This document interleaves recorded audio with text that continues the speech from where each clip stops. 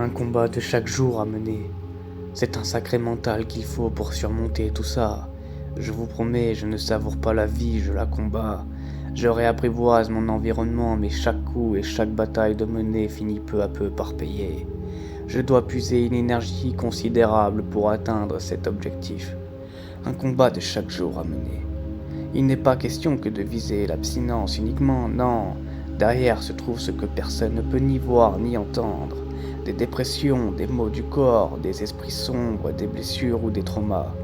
Je voulais fuir ce monde, un sentiment d'injustice, un dégoût de voir tout ce monde se détruire. Un combat de chaque jour à mener.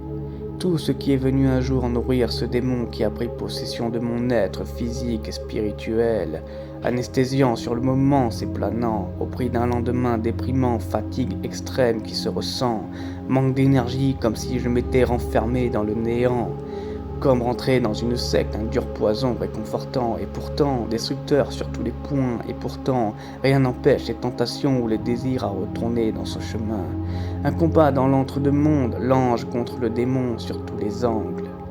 Un combat de chaque jour à mener, tirailler de force dans tous les coins, combattre chaque jour le stress, les angoisses, l'anxiété, les maux du corps, toutes ces douleurs cachées dans tous les points.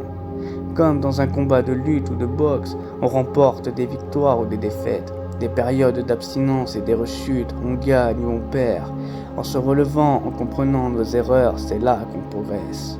Un jour après l'autre, semaine après semaine, des batailles faciles ou des combats remportés à bout de souffle. C'est un combat de chaque jour à mener.